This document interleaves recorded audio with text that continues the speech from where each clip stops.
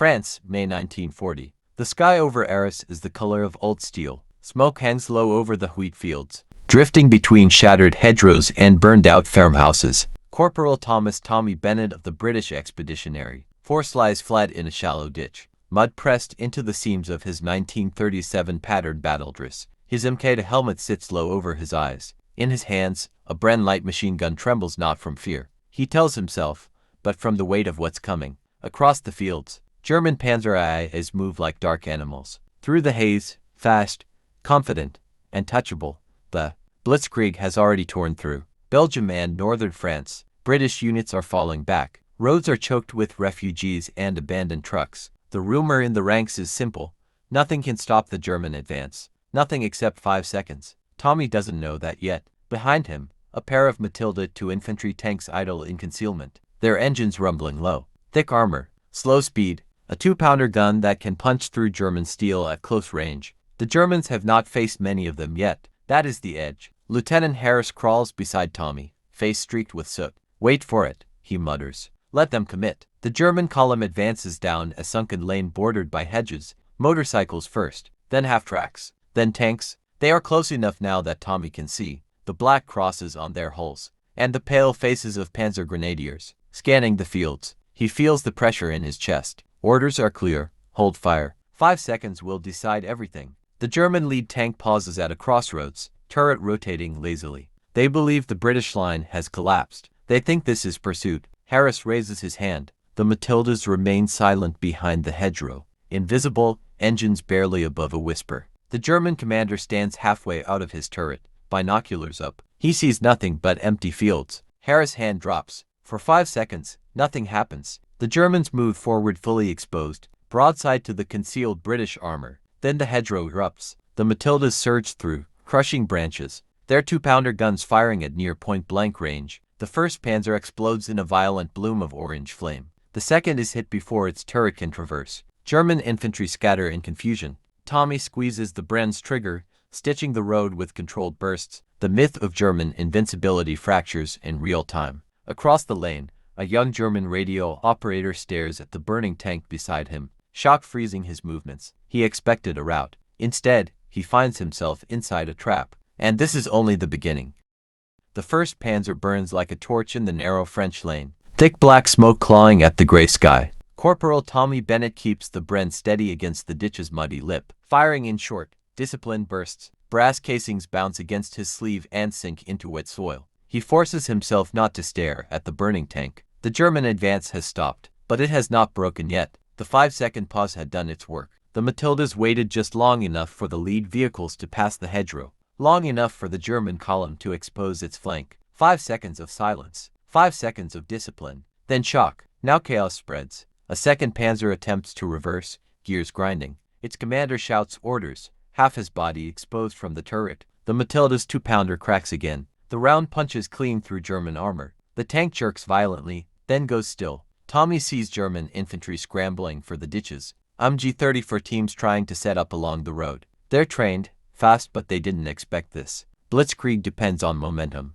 on terror, on the belief that resistance collapses. Here, it doesn't. Shift right. Lieutenant Harris shouts. Tommy pivots the Bren, suppressing a group of grenadiers attempting to drag an anti-tank rifle into position. Dirt kicks up around them. One falls. The others scatter behind a stone wall. A German radio operator, barely older than 19, crawls from a half-track, headset still around his neck. His eyes are wide with disbelief. Reports crackle uselessly in his ear. British heavy armor. Impossible. Intelligence had said the British were retreating. Another Matilda pushes through the hedge. Armor thick and impenetrable to the standard 37mm German guns. Shells strike its hull and ricochet harmlessly. The metallic clang echoes across the field. The German crews hesitate. For a few fragile seconds, fear shifts sides. Tommy sees it clearly the moment the Germans understand they are outmatched here. A Panzer crew abandons their vehicle. Infantry pull back without orders. Smoke, shouting, confusion. But then he hears something else. A deeper engine note from the rear of the column. More tanks. The Germans recover faster than expected. A Panzer IV rolls into view, its short-barreled 75mm gun swinging toward the Matilda. This one can hurt them. Tank left. Someone screams. The Matilda commander reacts instantly, rotating his turret. but the German gun fires first. The shell slams into the British tank's side, throwing sparks and smoke. The Matilda shudders but keeps moving. Tommy's heart pounds. He realizes the trick bought time, shocked the advance, fractured momentum, but it hasn't ended the fight. Across the lane, German officers are regrouping, barking orders, dragging anti-tank guns into position. Discipline returns like a tightening fist. The ambush has wounded the beast. Now the beast is angry, and Tommy understands something cold and simple.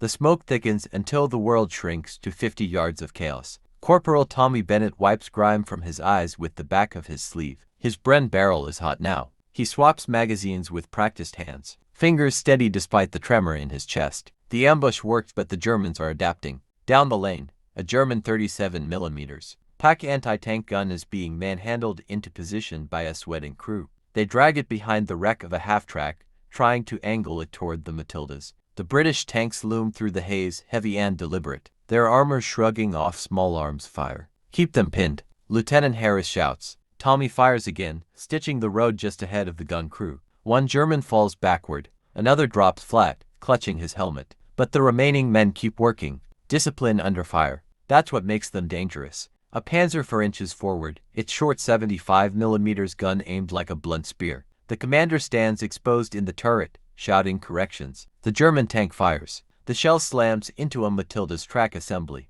This time, the British tank stops. Steam hisses from ruptured metal. The turret still turns, still searching for targets, but the hull is crippled. The crew inside does not bail out. Tommy feels a tightening in his throat. Those men are staying in the fight because the rest of them are exposed without that armor. The Matilda fires back. The 2-pounder round hits the Panzer for low on the hull. The German tank jerks, smoke pouring from its engine deck. Its commander disappears inside. For a moment, both sides are stunned by the symmetry of destruction. Then the German artillery begins to find the range. Shells whistle overhead and explode in the fields behind the British line. Earth showers down into Tommy's ditch. The 5-second trick has forced the Germans to slow, but now they're larger. Formations are responding. Radios are working. Officers are reasserting control. To Tommy's right, Private Ellis cries out. A fragment has torn through his sleeve. Blood seeps between his fingers. He tries to keep firing his Lanfield, jaw clenched, but his aim falters. Tommy crawls to him. Stay down, he says quietly. It's not deep. Ellis nods, though both of them know that nothing here stays small for long. Across the lane, German infantry reform into skirmish lines, moving hedge to hedge. No more panic, no more confusion. Their advance isn't reckless now, it's methodical. A flare shoots into the sky behind the German line. Red. Tommy doesn't know what it signals. Reinforcements, air support. Moments later, he hears it. A distant, rising howl. Stukas. The 5-second silence that broke the first wave has vanished. Now the sky itself is turning against them.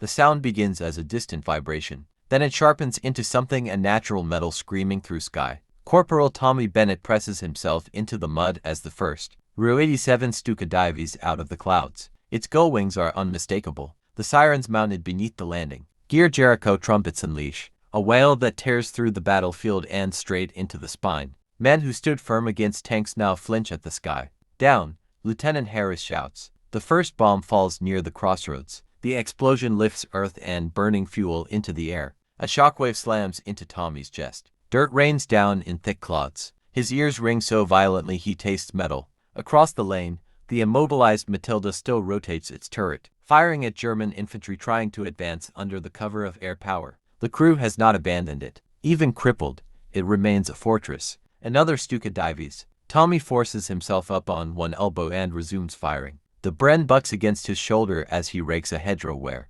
German troops are regrouping. If they break now, the entire counterattack collapses. A bomb detonates close to close. The second Matilda disappears behind a column of smoke and flame. For one awful second, Tommy thinks it is gone. Then the shape emerges again, blackened but intact, still moving. The thick British armor holds for now. The Stukas pull away, engines climbing, leaving silence behind that feels almost fragile. Then German artillery resumes. Shells land with brutal precision. The red flare had called more than aircraft. The German line is stabilizing. Officers shout orders with renewed authority. Machine guns chatter in disciplined bursts. The 5-second ambush shattered the spearhead, but it did not destroy the army behind it. Tommy sees movement through the thinning smoke. German infantry are advancing again. Low and steady, using shell craters for cover. An MG-34 sets up behind a stone farmhouse and opens fire. Its rate of fire higher than anything the British carry. Bullets snap over the ditch. Private Ellis tries to reload, but his wounded arm fails him.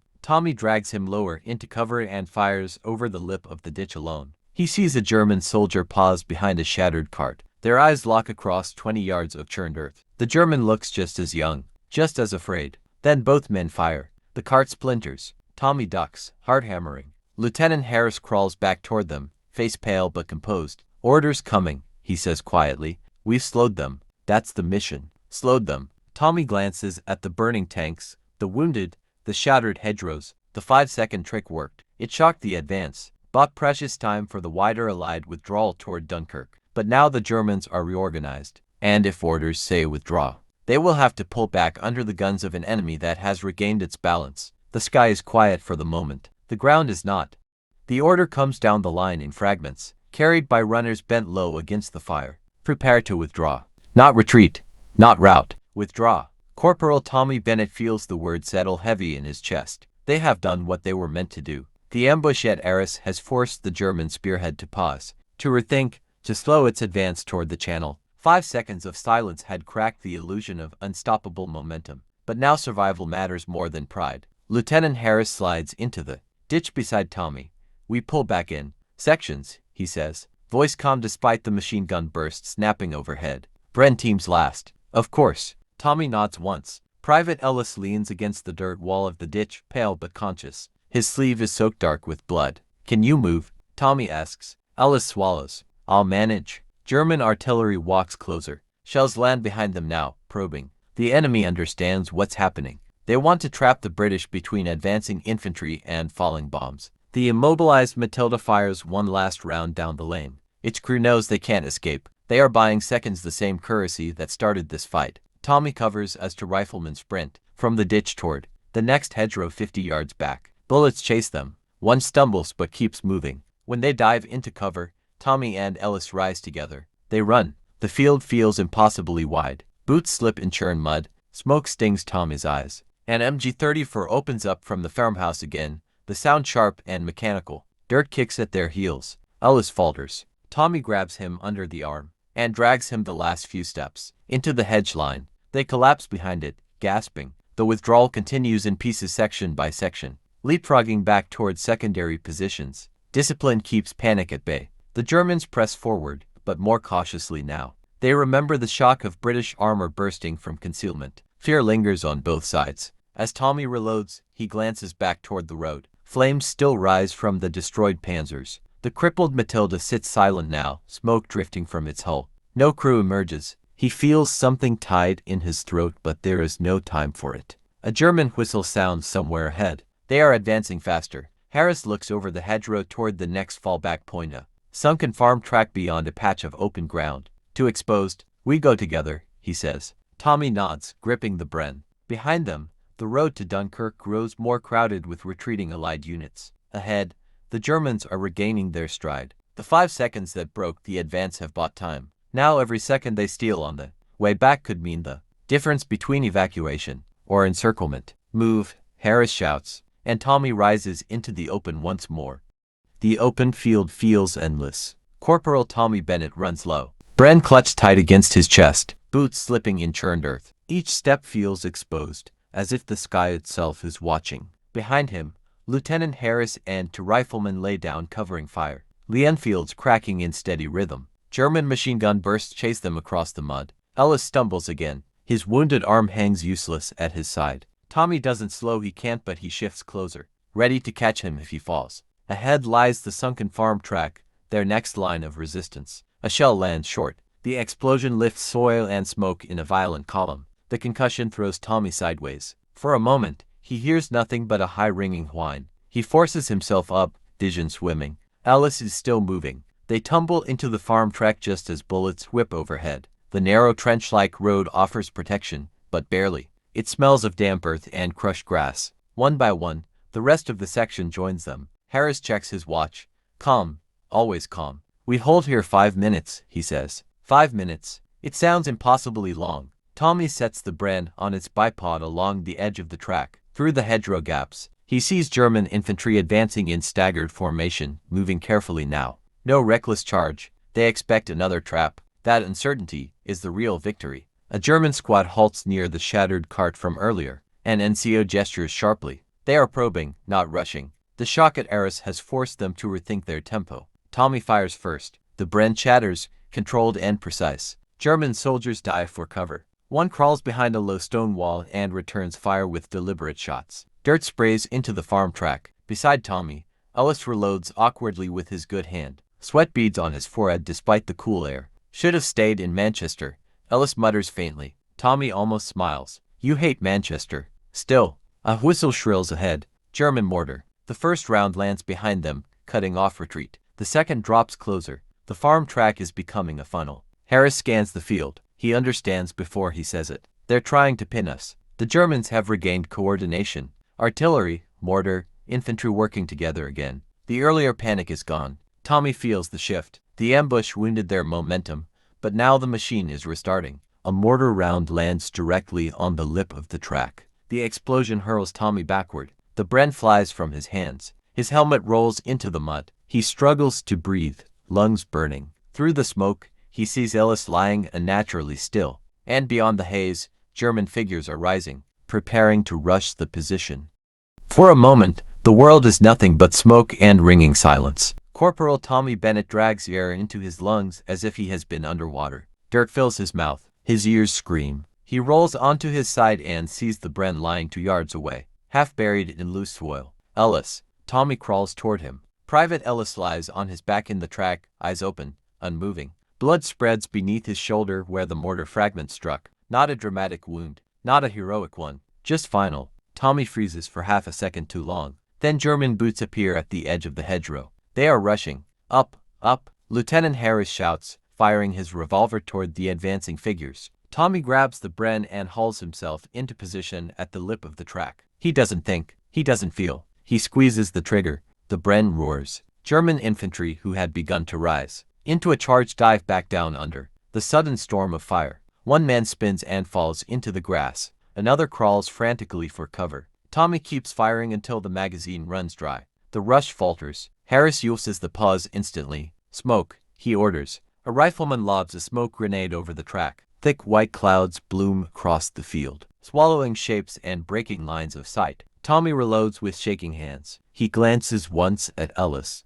There is no time to move him. No time for words. The Germans fire blindly through the smoke, bullets snapping through branches and dirt. But the moment of shock, the 5-second hesitation they themselves suffered earlier, now strikes them again. They expected the mortar to finish the position. It didn't. Harris leans close to Tommy. His voice is steady, but his eyes are tight. We're falling back now. Final bound to the ridge. Tommy nods. They rise through the smoke like ghosts, moving low and fast. German shapes flicker in and out of view. A burst of MG3 for fire cuts down one of the British riflemen behind them. He falls without a sound. Tommy does not look back. They crest the shallow ridge where trucks and scattered infantry from other units are pulling away toward the west. The road to Dunkirk is becoming a river of men and machines. From the ridge, Tommy turns for one last look. German soldiers are cautiously advancing into the smoke-filled farm track. They do not charge. They do not pursue recklessly. They have been made careful. The 5-second trick at Arras did more than destroy tanks. It planted doubt, and doubt, in a lightning war built on speed and certainty, spreads like a crack through steel. But as Tommy watches the horizon, he sees something else. Farther south, long columns of German armor are still moving, still advancing. Arras slowed them. It did not stop them, and the sea lies miles away.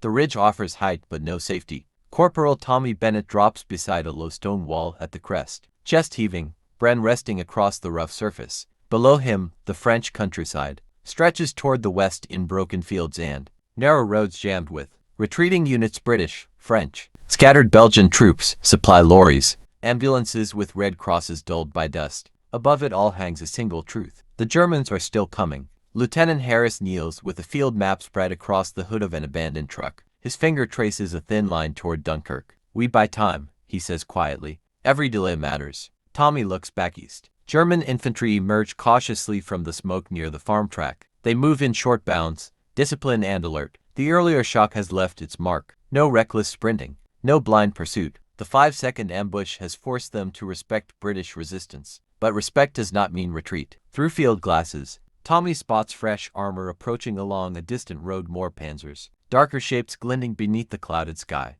The German command has reinforced the sector. An artillery shell lands halfway up the ridge. Stone fragments burst outward. A British truck erupts into flame. Horses from a French supply wagon bolt wildly, rain snapping. The illusion of calm shatters. Tommy sets up the Bren again, covering the slope. "They're bringing up guns," he mutters. Harris nods. "We hold until ordered otherwise." A young private beside Tommy whispers, "Will we make the coast?" No one answers. German infantry begin climbing the lower slope, using folds in the ground for cover. G-34 teams lay suppressing fire. The crack and snap of rounds ricochet off stone. Tommy fires controlled bursts, targeting movement, forcing the Germans to flatten themselves. Below, he sees something unexpected. A group of German soldiers pause near one of their disabled panzers from earlier. They inspect the blackened hull cautiously, as if it were a wounded animal. One of them kicks the armor, testing its thickness. They are studying the Matilda's work, learning. War is adaptation. Shock fades. Lessons remain. A whistle blows from the British line. Withdrawal again. Tommy feels the pattern now: strike, delay, fall back. Each stand measured in minutes. Each retreat costing men. He glances once more toward the east. Smoke drifts above Arras. Somewhere beyond that haze, German commanders are recalculating their advance, factoring in British heavy armor that was not supposed to exist in such numbers. 5 seconds of silence at a hedgerow forced them to hesitate. That hesitation rippled outward, but ripples cannot hold forever. "Move," Harris orders. Tommy lifts the Bren and backs away from the ridge, step by deliberate step, covering the men loading into trucks. German bullets snap past his shoulder. The sea is closer now, but so is the enemy. The convoy lurches west along a narrow French road. Engines grinding, brakes squealing under too much weight. Corporal Tommy Bennett stands in the back of a 3-ton Bedford truck, Bren cradled against his chest, scanning the hedgerows as they pass in a blur of green and smoke. Refugees press themselves against stone fences as the column moves by. Women clutch children. Old men stare without expression. The war has outrun explanation. Behind them, artillery thuds like a closing door. Lieutenant Harris rides in the cab ahead, one arm out the window, signaling to keep distance between vehicles. Air attack is always a threat now. The Stukas return in cycles. Tommy feels the exhaustion settling into his bones, but fear keeps him sharp. The Germans are not charging blindly anymore. They advance with caution, regroup and deliberate. The ambush at Arras forced them to slow, to reconsider British strength, but now they are angrier. A motorcycle roars past the convoy from the rear. Dispatch rider shouting, "Enemy armor south of the canal." The word spreads quickly through the trucks. Encirclement. Tommy's stomach tightens. The German strategy is clear: drive hard to the coast, cut off the Allied armies, crush them against the sea. The 5-second trick bought time, but the larger machine keeps grinding forward. The truck jolts to a halt. Ahead, a narrow bridge crosses a shallow canal. Engineers are arguing beside it, calculating weight limits. The Matildas that survived Arras cannot cross here. They are too heavy. One of the damaged British tanks stands near the roadside. Engine silent, crew resting against its hull. Its armor bears fresh scars from German shells. Tommy jumps down from the truck and approaches them. One of the tankers, face blackened with soot, nods faintly. "Held them long enough," the tanker mutters. Tommy studies the thick steel plates, remembering the moment the hedgerow burst open. The shock in the German line. The sudden fracture in their momentum. For a heartbeat back there, it felt like the Blitzkrieg could be stopped. A distant rumble interrupts the thought. Across the flat field south of the canal, dark shapes move again. Panzers. Not in a wild rush. In formation. Measured. German reconnaissance units appear along a tree line, binoculars raised. They have found the crossing. Harris steps out of the cab and looks through field glasses. His jaw tightens. "They're flanking us," he says quietly. The engineers begin shouting orders. If the armor cannot cross, it must be destroyed. No vehicle can be left intact for the Germans. Tommy watches as a British sapper places charges inside one of the damaged Matildas. The crew stands back, silent. The blast rips through the tank's interior. Smoke billows from the hatches. Another symbol of resistance gone. Back in the truck, Harris orders. As Tommy climbs aboard, he looks once more toward the east. German armor continues its advance, careful now, methodical. The smell of the sea arrives before the water does. It drifts in on a cold wind that cuts through sweat-soaked uniforms and settles into the lungs like salt and iron. Corporal Tommy Bennett stands at the edge of a shallow dune outside Dunkirk, brand slung over his shoulder, staring at the horizon. The channel is gray, endless. Behind him, the remnants of the British Expeditionary Force gather in loose formations, men without units, officers without maps, trucks abandoned in crooked lines. Smoke rises from the town where all tanks burn to deny the enemy their prize. And beyond the dunes, inland, German guns, artillery shells fall short of the beaches at first, probing, then closer. Each explosion sends sand spraying into the air. The sound is no longer distant. It is personal. Lieutenant Harris joins him, binoculars raised toward the east. They've slowed, he murmurs. Tommy knows what he means. The German advance is not the reckless surge of the first days. Since Arras, since the sudden appearance of British heavy armor smashing into their flank, caution has crept into their tempo. Reports of counterattacks, exaggerated numbers of Matildas, rumors of stronger resistance than expected, all of it has forced German commanders to pause and reassess. 5 seconds of silence before an ambush echoed through command channels,